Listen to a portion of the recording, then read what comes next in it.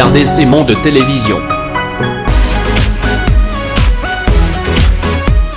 Très heureux de vous savoir encore si nombreux devant vos écrans, devant vos télévisions, devant vos téléphones, devant vos ordinateurs. Merci encore une fois de plus à vous, nos très chers internautes, nos très chers abonnés, nos très chers téléspectateurs de RDC Monde. Merci parce que vous avez besoin à travers le monde. Merci pour la confiance, merci pour la fidélité, merci aussi pour votre sens élevé de la maturité. Merci encore Nabino Baïnion, sur vos contribuer pour l'élévation, pour l'émergence de RDC Monde. Nous avons toujours des cœurs avec vous. Nous vous respectons en tout cas parce que Bino de Bossale qui sont à la ici présent, il y a un monde qui est tout ça, je me sala pour la bino, pour l'empêcher toujours au Congo, pourquoi pas aussi à travers le monde, déplacement, il y a un politique, pourquoi pas aussi à présent la République fait sans sortir de Chilombo.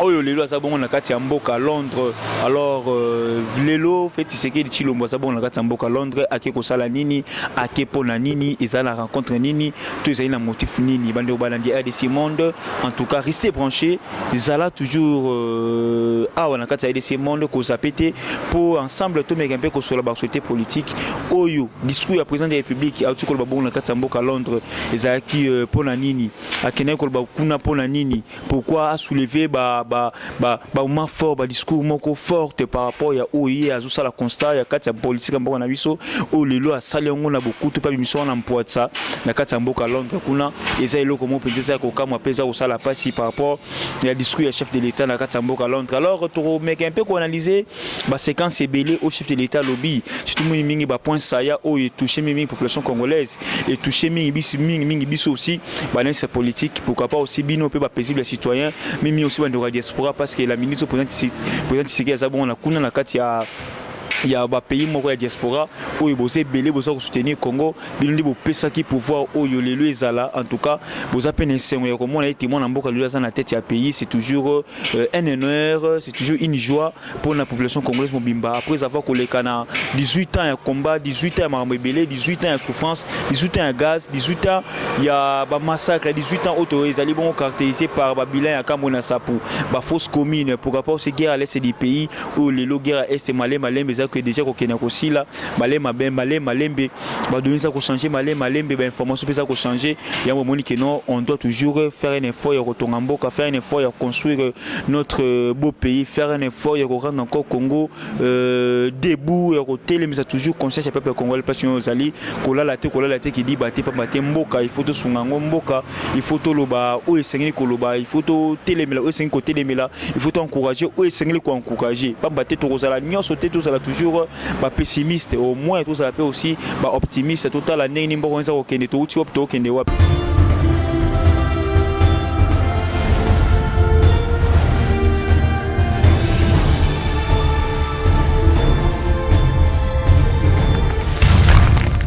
Ande konanga mbote nesika bozali et na saisi na occasion au pour na souhaiter bino bonne année 2020.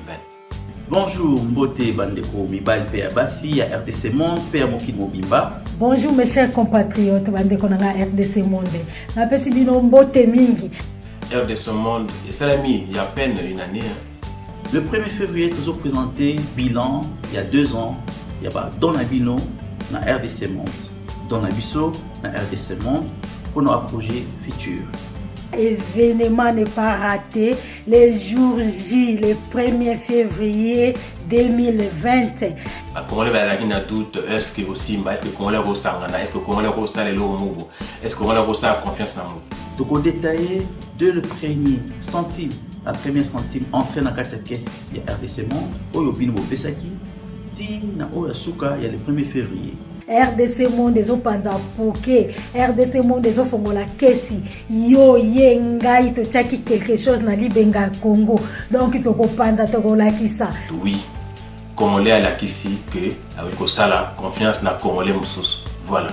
Le 1er février, soyez tous connectés pour suivre le bilan de 2 ans de cotisation de vos dons de RDC Monde. 150, 200 dollars au nyo seza na kati toko bimisa c'est jamais vu na histoire ya Congo. Preuve na moza ya mo. Le 1er février, RDC Monde a pour sala premier décompte final.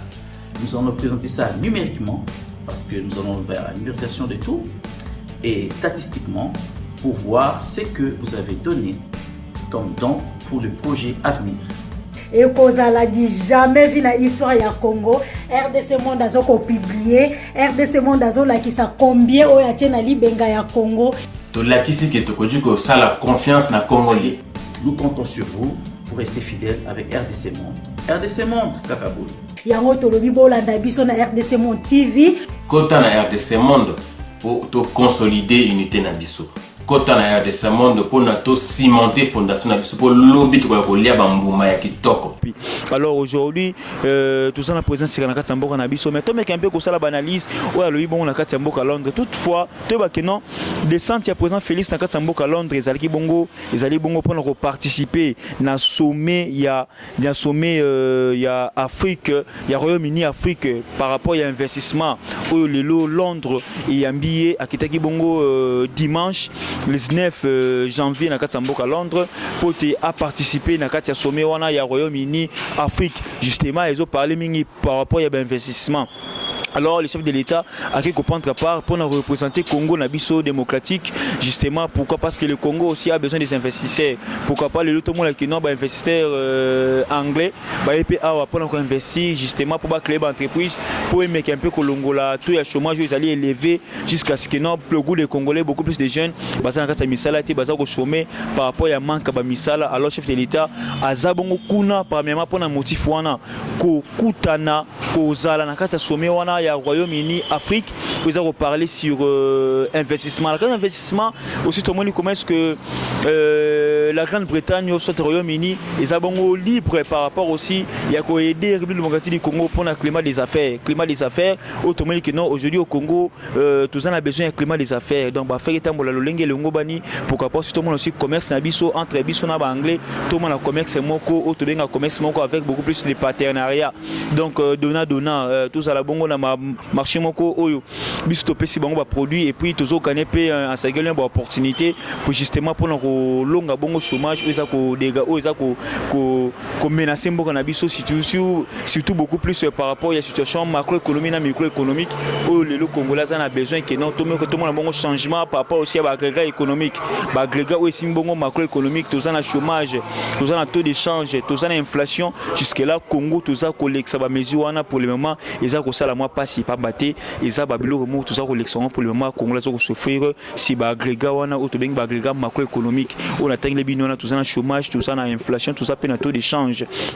Et on le chef de l'État à prendre part dans quatre sommets parce que les sommets belé autrement la bongo et produisent un peu fait alors que vous avez besoin que non et produit peu effet moro secondaire Congolais s'est retrouvé aussi dans voyage chef de l'État yango na mona qui va toujours interpeller chef de l'État qui va voyager on ça va voyager moko il y a tourisme été tout va voyager touristique té mais ça va voyager moko ko boto la Congolais mbuma ko boto bongo investissement alors tous ces pays pour combattre voyage wana ils allaient pour na ko fanisa encore quoi assainir milliers d'affaires, quoi, c'est ni climat d'affaires, quoi, c'est ni commerce. Il y a un partenariat entre l'Angleterre et la République démocratique du Congo. Ils ont la bonne terme, tout le temps le longo, poté, Congo le père mon appel ou aïe gain de cause dans quatre affaires wana. Justement, dans quatre descente chef de l'État dans quatre Londres, américain un peu contenir bas discours, ou le lot et faire couler l'arme et belé. Le chef de l'État est conscient. Il y a Oazali Kosala, le chef de l'État est conscient. Il y a Oeza Kolekana, place au Wapi. Et la Moussi est encore conscient, ce peuple congolais, non, tout ce qui se passe dans la politique, on a vu ça. Félix Antoine Tshisekedi Tshilombo, Azali au courant na yango. Azali conscient, il y a accord Oyo Azanango. Azali conscient, il y a coalition FCC Cash. Et là, on y a lobby qu'on est à moto, à la botobane, et là, moto, à lobby. Félix Tshisekedi a biboyé. Je sais qu'on a déjà fait signer à certains ministres les lettres de démission. Je sais qu'on a déjà fait signer à certains ministres les lettres de démission. Alors jusqu'à présent, le président Félix n'a noté à faire signer un ministre son Tom Pakala lettre de démission. Mais tout le monde commence que le chef de l'État a dit ça, les colons Makassa le biango aux yeux, au vu de tous, que non, déjà le ministre Moussous déjà signé une lettre. Ça dit bon, le ministre Nini. Le ministre Obaout Nangambo FCC. Déjà signé une lettre de démission par rapport à la façon dont il a travaillé. Alors, dans la coalition, bien que le chef de l'État m'a nommé qui est ministre, il a une proposition à FCC. Est-ce que FCC a un ministre? Non. FCC a un trois côté les lois ya kolonga ba ministre wana yango wana chef de l'état interpellé encore une fois de plus ba ministre wana oyo ba tinisi bango déjà ba lettre de démission na bango na kati ya ngambu kuna FCC par rapport à la façon na bango ya ko travailler.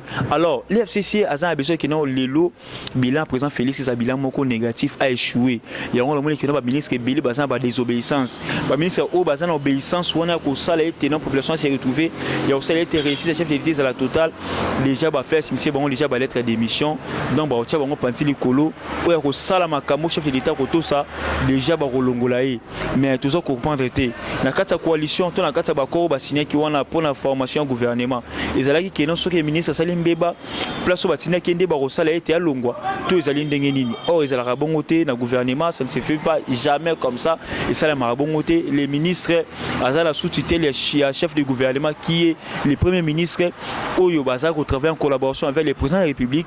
C'est le président de la République qui a les monopoles. Il y a aussi suspendre ministre toujours na kati ya coalition, tout na kati ya négociation, tout na kati ya attente entre yé na premier ministre. Donc le chef de l'État a ndingisa ko suspendre ministre na kati ya conseil des ministres. Ce n'est pas ya parti songolo to pakala, to FCC to cash. Nde bazana ndingisa ko longola ministre songolo to pakala. Côté wana en tout cas, le chef de l'État, Fongola Mamiso, chance européen au Moniango, chance européen n'a pas perçu des informations par rapport à où ils ont les canaux politiques FCC, où il y a déjà initié quelques ministres par rapport à la façon dont on se conduit au Bazali. On a besoin de servir la population. Les gens aussi qui n'ont pas fait gaffe, sinon même bon bilan ailleurs aux alabongo positif. Alors le ministre n'a pas suspendre bango par rapport à la façon de travailler. À part ça, le chef de l'État dit encore ceci. Certains ministres me disent qu'ils subissent des pressions pour nuire à mes actions. Le chef de l'État a dit ça.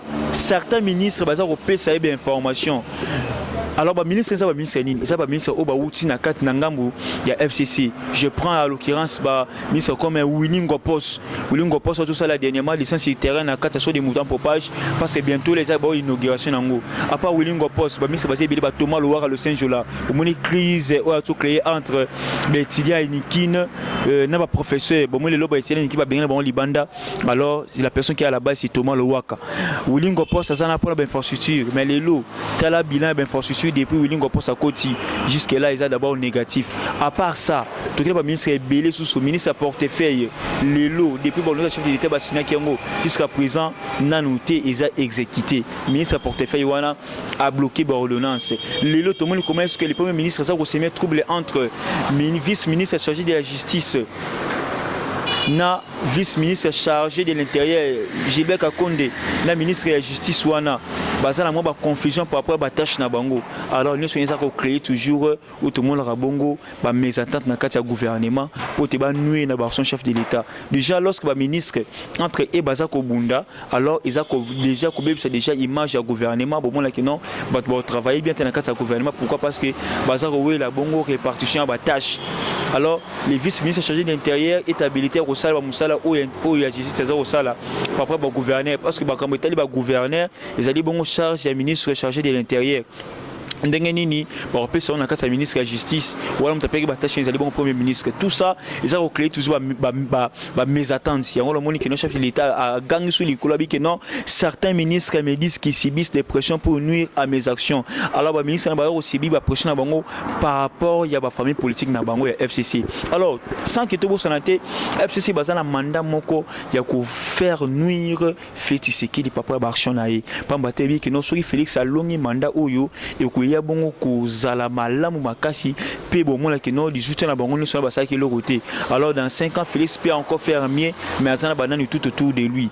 Azana banani tout autour de lui. Azana entouré na ba lion, azana entouré na bankoy tout autour de lui. Pour baza ko lia baction na ye baza ko la baction na ye. Il fait un bon travail mais wapi ba image exatée.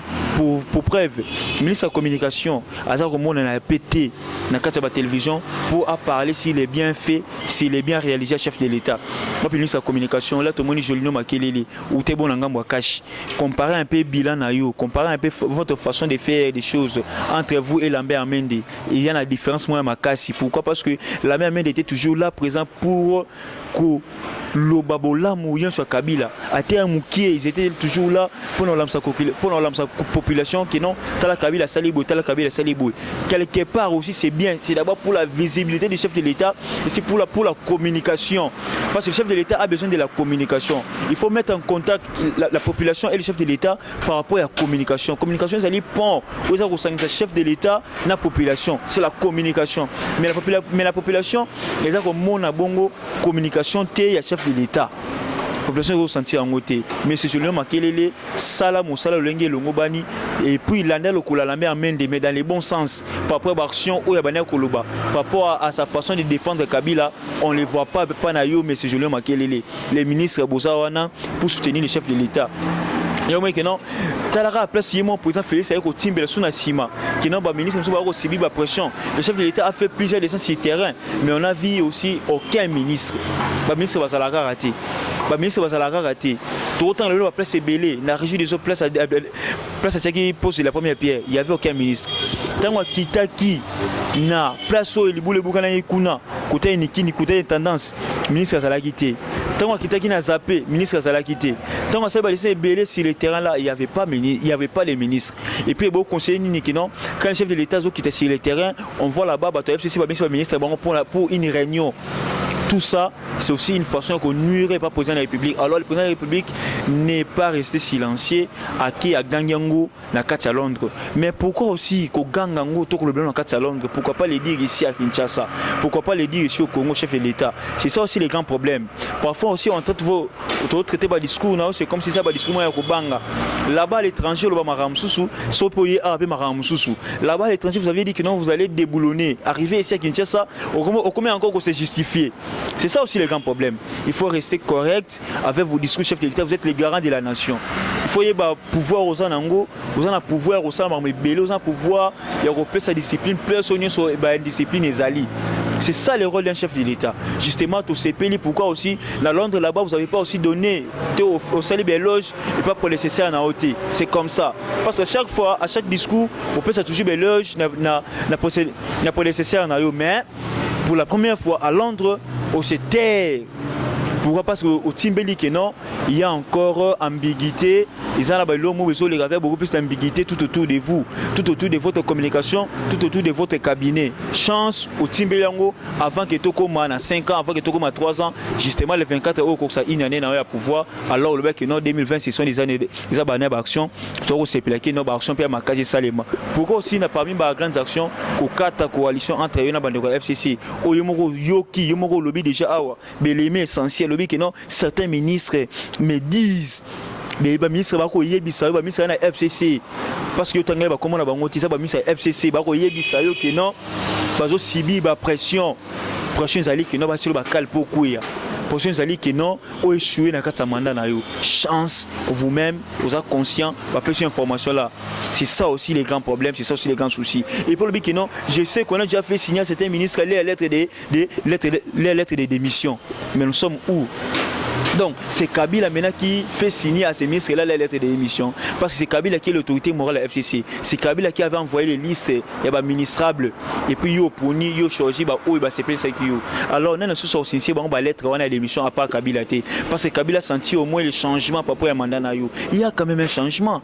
Il y a quand même un changement. Même pas il y a 10%, mais au moins il y a 10%, il y a quand même un changement. Aujourd'hui, tout le monde commence à birouer Belé à Anne et Kangama. C'est ça aussi les grands soucis. Tout le monde commence à birouer dans la carte diminois. C'est ça aussi un changement. C'est ça aussi un changement. Alors, les lois moniques non, vous entourez na Lyon, vous entourez na Bankoy tout autour de vous. Mais c'est aussi le moment d'assainir votre milieu, d'assainir votre environnement politique, d'assainir aussi votre cabinet, parce que votre communication est très faible. La population ne sent pas vos actions. Oh, vous avez ça l'action, mais la population est mon côté. Les conseillers chefs de l'État, les conseillers spéciaux Vidé Chimanga, les conseillers David Mouteba. David Mouteba, vous étiez très fort. Vous sentez que vous êtes très fort. Mais depuis qu'on a le cabinet chef de l'État, c'est comme si force ou quitta nango. Zongela force ou qui nango. Parce que David Mouteba, tu es sous qui tango. Bouloba qui n'a pas retiré accord et un Genève, pardon. David Mouteba qui n'a balabala. obimisaki population obimisaki base à l'époque vous avez d'abord ba membre il y a jeunesse wana ya IDPS mais pour rapport le lokomi tout chef de l'état beaucoup moi ba bêtise ebelé vous avez koleka na mais beaucoup kanga munoko on ne sait rien aussi papa IDPS kuna na base bolali pongi base bolali pongi on ne sait rien c'est comme si base pe bolemi la bino combat passer jusqu'à présent si base pe gain de cause na bino ezati jusqu'à présent si base au bozo ba misala pesa yena mté pourquoi parce que jusque là Chama Kabunda suspendu ba négociation par rapport ya ba mandataire mais ba mandataire kuna et ba entreprise publique il y a toujours ba FCC parce qu'on continue coller ba continuer koyiba pour la première élection 2023 c'est ça aussi le grand problème le chef de l'état toujours dans quatre Londres albiso élément très essentiel abiki non la balkanisation ce sont des histoires de ce qui manque à dire la balkanisation ezali maloba oya ba basangi eloka koluba bon pour le chef de l'État il dit que non, laisse des pays là-bas, la situation est calme, il n'y aura pas la balkanisation. Donc le chef de l'État a garanti la population, il a garanti la diaspora là-bas à Londres. Bienvenue aussi, soit aussi courage aussi, la balance de la diaspora à Londres, la sens de maturité par rapport à vos questions que vous avez à poser au chef de l'État. C'est ça aussi.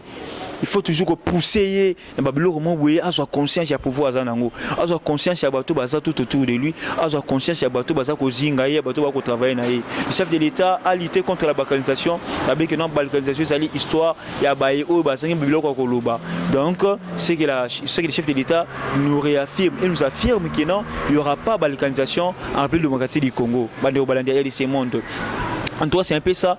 Tout mais un peu critiquer à propos le chef de l'État, analyse chef de l'État sali, tout ça analyse pour tout mais un peu comme le chef de l'État a raison ou a tort. Mais jusque là le chef de l'État tout ça ressenti au une action. Surtout mis une action disciplinaire. Nous avons besoin comme mon action disciplinaire. Et le connu Nyango ici il a raté. Le connu Nyango bakata raté. Les balles à côté mon personne simbaté divorce c'est ça les magas. Mais au divorce on toyé batté pour anine. Yo mo moni que non comment est-ce que ba ministre musu ba pression pour ba nuire yo. Mais pourquoi continuer toujours dans de telles bêtises? Chance yo mo ministre so ba vérité. Il y a coalition. Le chef de l'État ministre ba vérité à coalition. Neni bazo ko trop traité ba ministre mususu dire par rapport à l'action aux alliés ça la bande balandi. C'est un peu ça en grosso modo les analyses que tout ça par rapport il y a descente chef de l'État à Londres neni bande so ba yambi quand à Londres alors bande chef de Obo yambi aussi il faut aussi l'interpeller il faut toujours interpeller le chef de l'État ne tout ça au salango boutupé moi il faut toujours interpeller aussi les hommes politiques les chefs de l'État fait il sera Tshisekedi pardon azan a besoin il y a des opposants forts. C'est ça aussi le grand problème. Nous avons besoin des opposants forts. Un coup de chapeau aussi à Martin Fayulu parce que le lycée tourne la saïe qui nous a qui monte bima qui na balabala entouré avec la population. Martin Fayulu était là. C'est ça. Continuez toujours l'action et pousser toujours Félix à prendre aussi conscience il y a pouvoir aller lango. Tout le deuxième système sur les ali bongo commerce que bétidien il facile ba sali mobulu lelo ba ko sala mobulu par rapport ya hausse ya frais académiques après l'inikine après sinon que non lelo za ko yinda bon na kata commune à Gombe bétidien il facile ba sali trouble par rapport à l'augmentation des frais académiques. Alors jusqu'à quand on continue toujours à bilinga boui. Thomas Lewaka ne mérite pas. Thomas Lewaka ne mérite pas. Il faut démissionner parce qu'ils ont créé température moi à ma baie. Ils ont créé des choses dans le cadre de l'université supérieure à l'université.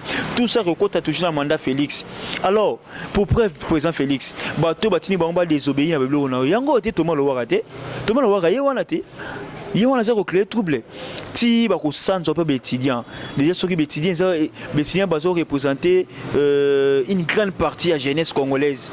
Alors bon on est basé à électeur en 2023. Ceux les étudiants bah sans dire président de la République bah voter yo. Et exactement le voir c'est déjà campagne non les pas étudiants parce que jusqu'à présent aux autres des décisions par rapport à l'université par rapport à l'institut supérieur chef de l'État téléma zoma kamona beaucoup pe longola Thomas Lewaka suspendre Thomas Lewaka non paiement parce que azoko kate on n'a pas vu ça avec l'Mbikai on n'a pas vu ça avec les Tofil Mbemba tant d'autres ministres baleka qui Thomas qui ont voté mais tant Thomas Lewaka tout le monde va désolé de combien kolika na l'université Béni le lot iniki depuis bakangango jusqu'à présent non te activité zongeli alors pourquoi qu'on fait ça bana bato 1 mois 2 mois 3 mois sans que batanga on sait que non l'avenir du Congo est lobby yango boso boma toujours biso jeunesse congolaise mayele pour te bana bino batanga na poto bazonga abali jarabiso et puis congolais suaka na diamba asuaka na zododo asuaka na supuna tolo et puis na malewa aka alali c'est ça aussi le grand problème. C'est ça aussi le grand problème. On n'a pas besoin de ça. On a besoin que non, jeunesse congolaise puisse avoir la conscience. C'est ça aussi notre souci. Pourquoi c'est qu'autant la poto, pourquoi autant à AOT, il faut déjà assainir les milieux universitaires. Mais c'est le président de la République. Assainissez votre environnement politique. Les gens comme le Thomas Loa, il faut que l'on la bango parce qu'ils ne méritent pas. Parce que les troubles à l'université, ils ont sonipé mawa. Tout ce qui a au Balandi. Merci beaucoup plus pour la confiance. Merci beaucoup plus pour la fidélité. Nabino au Balandi, à diaspora, la Pessimino Somboti. Nous sommes diaspora na RDC Monde ou c'est na biso Rems Mwamba ou c'est na biso benga biso comme na biso ça la biso bien la possibilité mbote en tout cas beaucoup parce que vous allez merci aussi pour votre combat vous allez la muka vous allez la cash vous allez la FCC merci beaucoup mbote na bino par respect belé pas maté boza comme méritango merci beaucoup à la présidente RDC Monde pour le Numumba maman sociale pourquoi pas aussi à son mari tonton Peki merci infiniment à l'oncle Jérôme et puis merci aussi à Gelo Kazadi merci à vous de partout. Merci à vos commentaires. Je sais que vous commentez. Merci à vos appels déjà. Depuis que vous bengandez vos messages toujours pour nous faire des remarques, pour nous faire des suggestions, pour nous faire des propositions. Restez branchés. Nous allons tout écouter Mbalasima. Bye.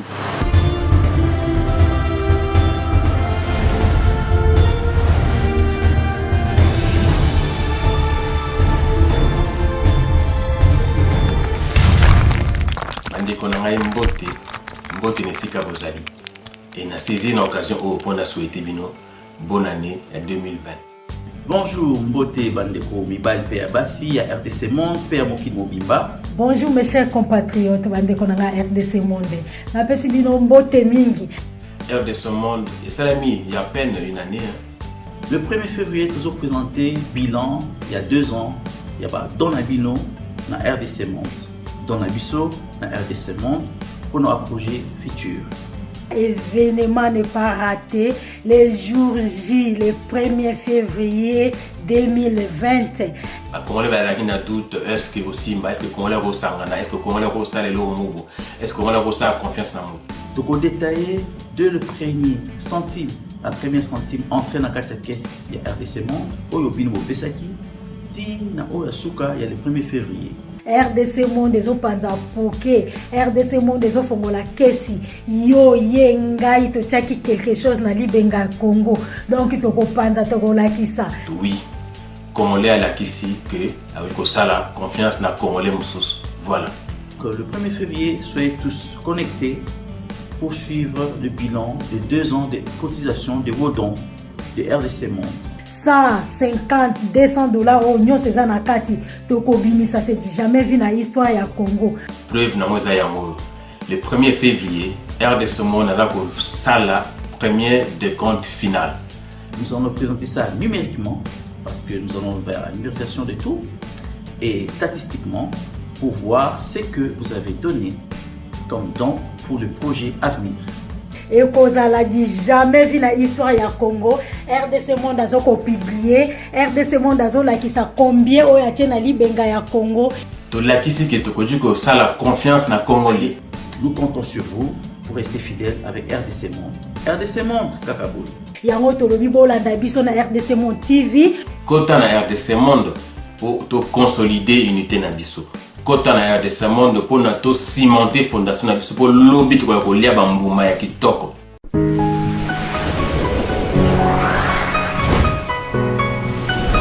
RDC Monde Télévision.